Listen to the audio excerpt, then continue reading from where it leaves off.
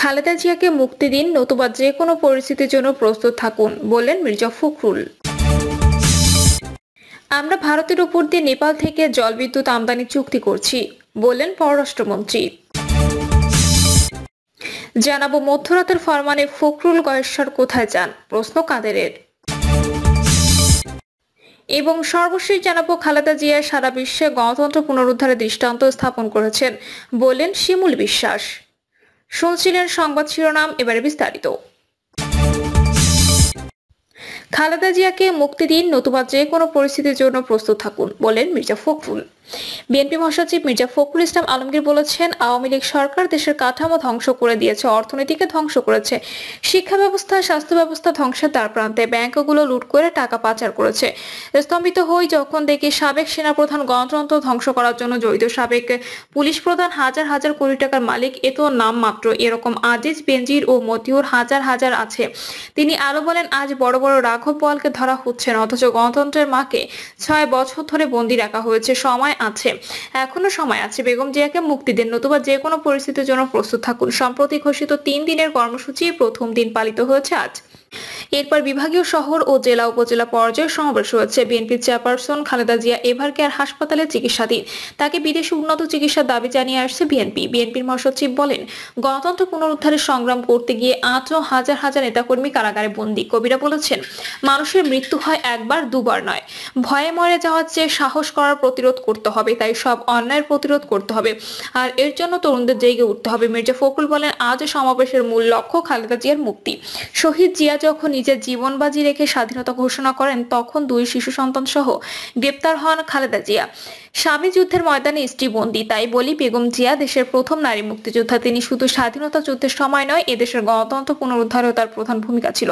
তিনি ক্ষমতায় এসে সংসদীয় গণতন্ত্র কায়েম করেছেন। গণতন্ত্রের জন্য 15 বছর আন্দোলন করছি মন্তব্য করে তিনি বলেন, 2018 সালের 8 ফেব্রুয়ারি তাকে আটক করে নিয়ে যায়। তার কয়েকদিন আগে হোটেল মেরিডিয়ানে তিনি বলেছিলেন, আমাকে আটক করা হতে পারে, আপনারা রাজপথ ছেড়ে যাবেন না, যতদিন গণতন্ত্র পুনরুদ্ধার হবে না ততদিন সংগ্রাম চলবেই।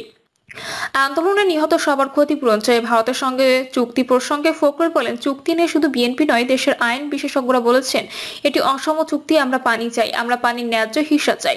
মানুষ এই চুক্তিতে কি পেয়েছে ঘৃণা, সম্পদ লুট করার পায়তারা। তিনি বলেন, আসুন আজ সবাই খালেদা জিয়ার মুক্তির দাবিতে এক হই। আজ তারেক রহমানকে মিথ্যা সাজা দিয়ে দেশান্তরিত করে রাখা হয়েছে, তার মিথ্যা মামলা প্রত্যাহার চাই। সব রাজবন্দির মুক্তি চাই, আন্দোলনে নিহত সবার ক্ষতিপূরণ চাই। সমাবেশের সভাপতির বক্তব্যে বিএনপির স্থায়ী কমিটির সদস্য মির্জা আব্বাস বলেন, 28 তারিখে আমরা আন্দোলনের ফসল ঘরে আনতে পারিনি, কারণ আমাদের মৃত্যু ভয় ছিল। খালেদা জিয়া অসুস্থ হওয়ার কারণে পুরো দেশ আজ অসুস্থ হয়ে পড়েছে। সারা দেশ আজ চোর বাটপারে ভরে গেছে। ইদানিং সোশ্যাল মিডিয়ার কারণে সরকারের অনেক অপকর্ম ফাঁস হচ্ছে। তিনি আরো বলেন, মাওলানা ভাসানী বলেছিল, পাকিস্তানিদের থেকে মুক্ত হয়েছি দিল্লির শাসন দাসত্ব করার জন্য নয়, বিদেশে আমাদের বন্ধু থাকতে পারে, প্রভু নয়। আজ আওয়ামী লীগ ভারতের সেবা দাসে পরিণত হয়েছে। খালেদা জিয়া মুক্তি দিতেই হবে জানিয়ে আব্বাস বলেন, চোর ডাকাতরা মুক্তি পেলেও তিনি মুক্তি পাচ্ছে না। চিকিৎসকরাও বলেছেন যে দেশে খালেদা জিয়ার চিকিৎসা সম্ভব নয়, অথচ সরকার বলছে তিনি ভালো আছেন। খালেদা জিয়ার মুক্তির আন্দোলন শুরু হয়ে গেছে। আমরা এর সুচিকিৎসা দাবি করছি, আমরা তার নিঃশর্ত মুক্তি দাবি করছি। আওয়ামী লীগ আর গণতন্ত্র একসঙ্গে যায় না। খালেদা বন্দী মানে গণতন্ত্র বন্দী। খালেদা জিয়া মুক্তি পেলে মুক্তি পাবে গণতন্ত্র। আমরা ভারতের উপর দিয়ে নেপাল থেকে জলবিদ্যুৎ আমদানির চুক্তি করছি, বললেন পররাষ্ট্রমন্ত্রী। পররাষ্ট্রমন্ত্রী ও আওয়ামী লীগের যুগ্ম সাধারণ সম্পাদক ডক্টর হাসান মাহমুদ বলেছেন, আমরা ভারতের উপর দিয়ে নেপাল থেকে জলবিদ্যুৎ আমদানির চুক্তি স্বাক্ষর করেছি। চুক্তির আওতায় ভারতীয় সঞ্চালন লাইন ব্যবহার করে নেপাল থেকে বিদ্যুৎ আনবে বাংলাদেশ। একই বিষয়ে ভুটানের সঙ্গে আলাপ আলোচনা চলছে।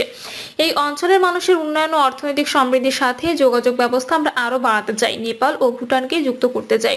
কিন্তু এটি নিয়ে বিভ্রান্তি ছড়াচ্ছে বিএনপি। বাংলাদেশের সমস্ত অর্জনই আওয়ামী লীগের হাত দিয়ে অর্জিত হয়েছে উল্লেখ করে দলের এই যুগ্ম সাধারণ সম্পাদক বলেন, 75 বছরের কণ্ঠকাকীর্ণ পথ চলায় আওয়ামী লীগ সবসময় অগণতান্ত্রিক ও অপশক্তির বিরুদ্ধে দাঁড়িয়েছে এবং তাদের চক্ষুশূল হয়েছে। পাকিস্তান আমলে আইয়ুব খান মার্শাল ল জারির পর বঙ্গবন্ধু সহ আওয়ামী লীগের নেতাকর্মীদের গ্রেপ্তার করা হয়। 1970 সালের নির্বাচনের পর আওয়ামী লীগের নেতাকর্মীদের উপর নির্যাতন চালানো হয়।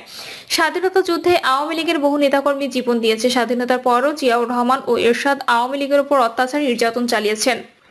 2007 সালে ভিন্ন খোলসে প্রকৃতপক্ষে সামরিক শাসন চলেছে উল্লেখ করে হাসান মাহমুদ আরো বলেন, 2007 সালে সমাজে বুদ্ধিজীবী পরিচয় দেওয়া কিছু ব্যক্তিকে ভাড়া করে সামনে দিয়ে প্রকৃতপক্ষে সামরিক শাসনই চালু করা হয়েছিল। সে সময় দেশ পরিচালনায় ব্যর্থ বিএনপি দুর্নীতি আর দুঃশাসনের অভিযোগ তুলে যেই শাসক এসেছিল তাদের তো প্রথমে খালেদা জিয়াকে গ্রেপ্তার করার কথা ছিল, কিন্তু তারা সেটি না করে প্রথমে জননেত্রী শেখ হাসিনাকে গ্রেপ্তার করেছিল।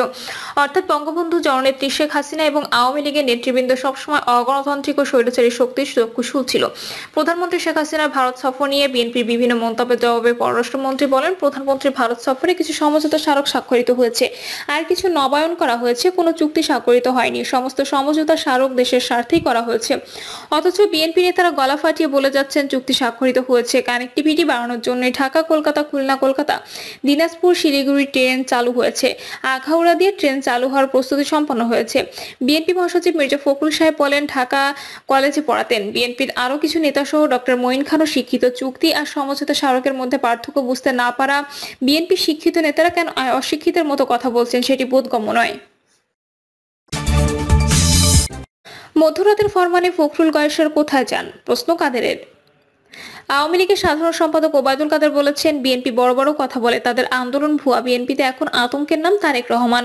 মধ্যরাতে টেমস নদীর পার থেকে ফরমান আসে, একজন গেল আরেকজন এলো, মধ্যরাতের ফরমান। তারেক রহমানের এই ফরমানে ফখরুল ইসলাম গয়েশ্বর বাবু কোথায় যান কেউ জানে না। সড়ক পরিবহন ও সেতুমন্ত্রী ওবায়দুল কাদের বলেন, লন্ডনে বসে কর্মসূচি দেয় মেড ইন লন্ডন, নতুন নেতৃত্ব পাচ্ছে ফরমান আকারে।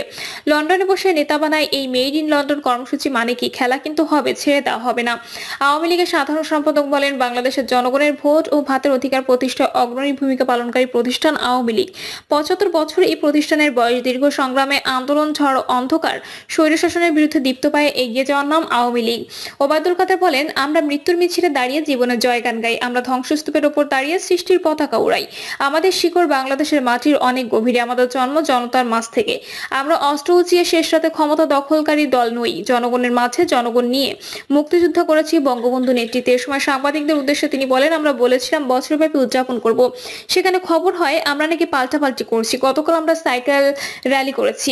বিএনপি কি কিছু ছিল? তাহলে কেন এই অপবাদ আওয়ামী লীগের বিরুদ্ধে দিচ্ছেন? আমরা সারা বছর প্রতিষ্ঠা বার্ষিকী উদযাপন করব, আমাদের কেন্দ্র থেকে ইউনিয়ন পর্যন্ত কর্মসূচি পালন করা হবে। আগস্ট মাসের পর জেলা পর্যায়ে সমাবেশ হবে, সে সমাবেশে বঙ্গবন্ধু কন্যা শেখ হাসিনা বক্তব্য রাখবেন। খালেদা জিয়া সারা বিশ্বে গণতন্ত্র পুনরুদ্ধারে দৃষ্টান্ত স্থাপন করেছেন বললেন শিমুল বিশ্বাস। বিএনপি চেয়ারপারসন খালেদা জিয়ার বিশেষ সহকারী শামসুর রহমান শিমুল বিশ্বাস বলেছেন, বিশ্বের গণতন্ত্রের জন্য খালেদা জিয়া সারা বিশ্বের দৃষ্টান্ত স্থাপন করেছেন। সমাবেশের আয়োজন করে বাংলাদেশের জাতীয়তাবাদী দল বিএনপি। শামসুর রহমান শিমুল বিশ্বাস বলেন, দেশের স্বাধীনতা সার্বভৌমত্বের স্বতন্ত্র প্রহরী খালেদা জিয়াকে দেশের স্বার্থে অবিলম্বে মুক্তি দিতে হবে। তা না হলে গণজাগরণের মাধ্যমে সরকারের পতন ঘটিয়ে আমরা এ দাবি পূরণ করব। প্রিয় দর্শক, এই ছিল এখনকার সর্বশেষ সংবাদ। আপডেট সব সংবাদ পেতে চ্যানেলটি সাবস্ক্রাইব করে বেল আইকনটি ক্লিক করে রাখুন।